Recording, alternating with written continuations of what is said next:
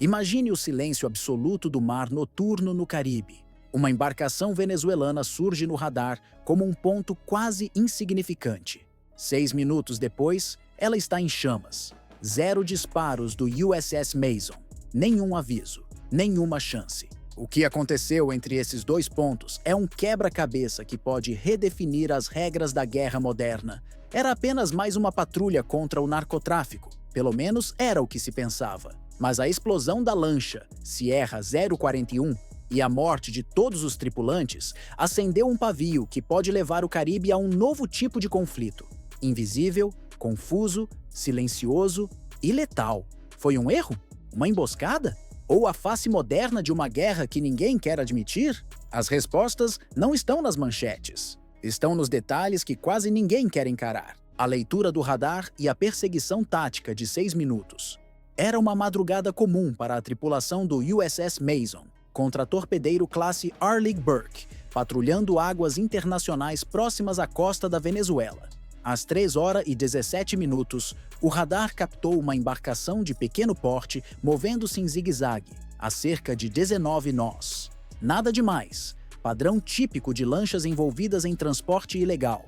Mas algo naquela trajetória fez os operadores agirem diferente. A lancha não respondia a sinais luminosos, nem às comunicações de rádio. Ela avançava, como se quisesse ser interceptada.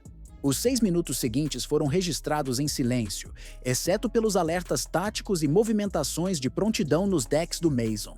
A lancha reduziu a velocidade bruscamente, como se convidasse à aproximação. O comportamento não batia com táticas de fuga nem de combate. Era algo no meio. Um membro da tripulação relataria depois. Parecia uma armadilha, mas também parecia um pedido de socorro. O clarão no convés e a explosão, sem disparos do USS Mason. Às 3h23, um clarão alaranjado tomou conta do horizonte. O convés da lancha venezuelana foi lançado ao ar em pedaços, seguido por uma coluna de fumaça e estilhaços. Nenhum disparo havia sido feito pelo Mason, nenhuma ogiva, nenhum míssil, nenhum drone. A explosão veio de dentro, e com ela, um silêncio absoluto tomou a ponte de comando. Não havia gritos, nem emergências, apenas perguntas. A primeira dúvida interna: defesa legítima ou erro tático?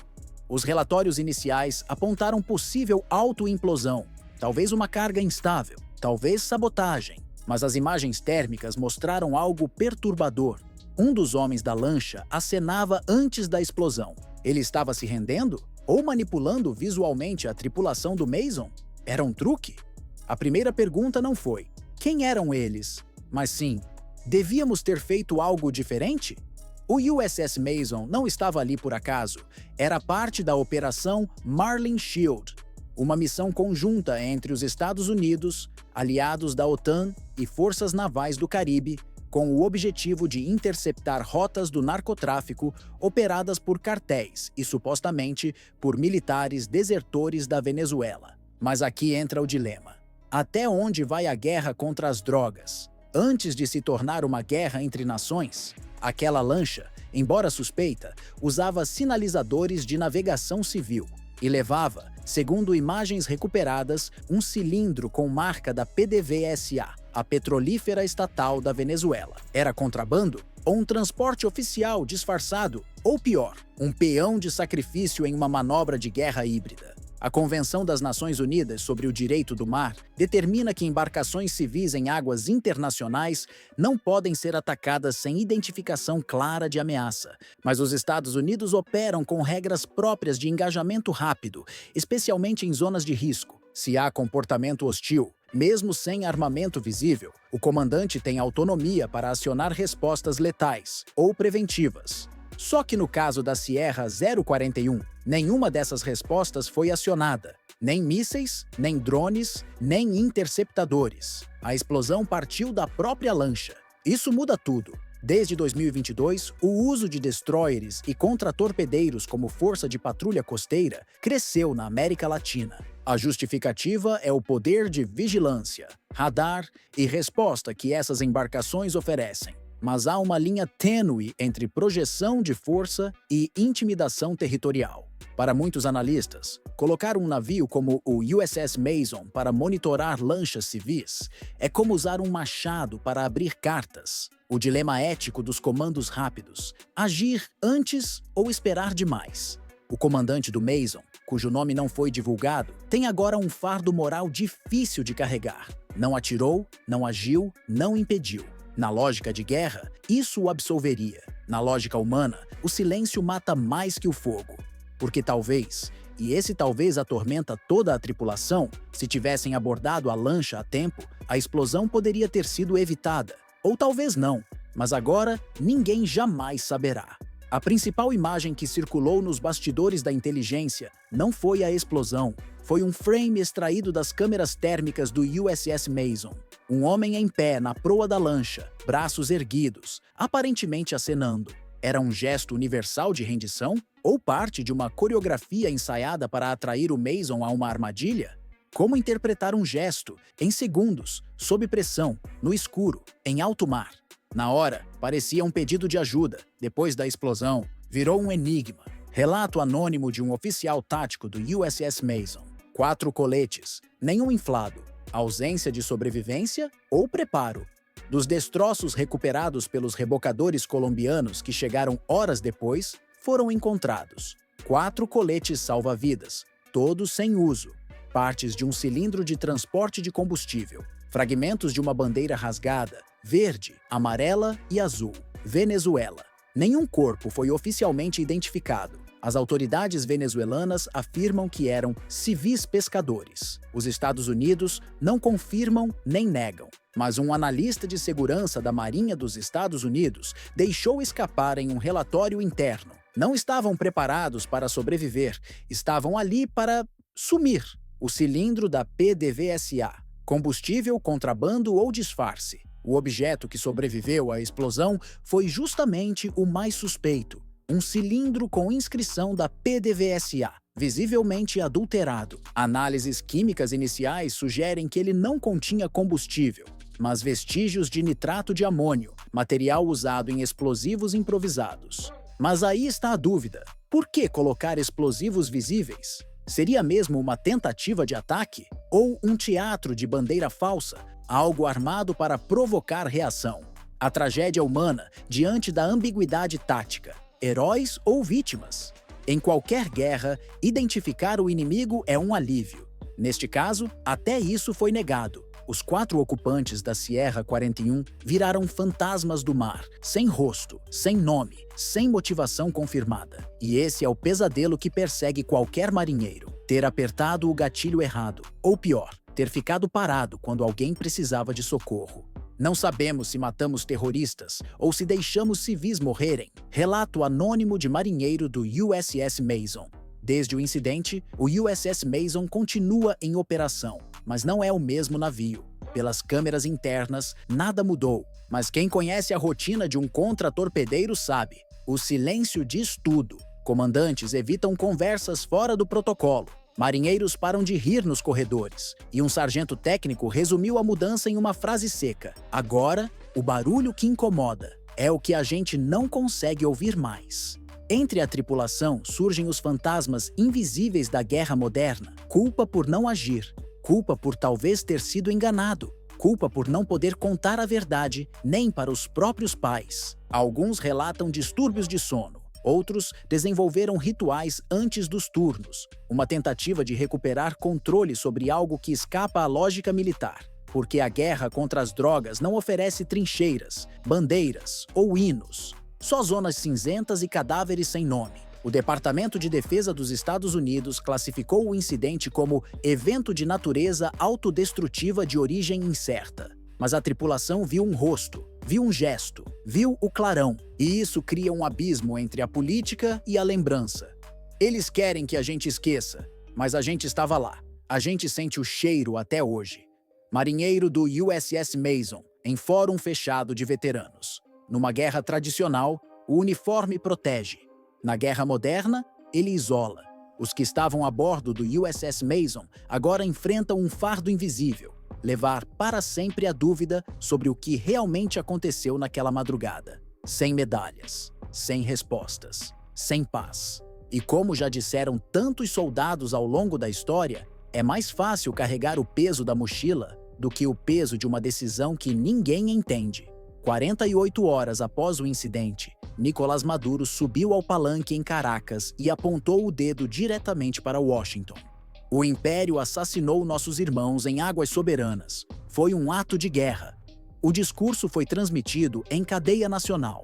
Imagens distorcidas da explosão foram exibidas como prova. Choros de famílias que afirmavam ter parentes na lancha foram levados à TV estatal. A palavra assassinato foi repetida 17 vezes em menos de 10 minutos. Do lado americano, a resposta foi burocrática e fria. O USS Mason seguiu os protocolos internacionais. A embarcação em questão apresentou comportamento hostil e sofreu uma detonação interna. Um confronto entre emoção e tecnocracia. Brasil e Europa pedem investigação independente. Em meio ao aumento da tensão, o Itamaraty emitiu uma nota inusitada. O Brasil defende investigação multilateral e transparente sobre o incidente. França e Alemanha seguiram na mesma linha. Não acusaram diretamente os Estados Unidos, mas também não aceitaram a versão oficial sem contestação. A ONU propôs uma comissão temporária para avaliar dados brutos do radar, imagens térmicas e relatos da tripulação.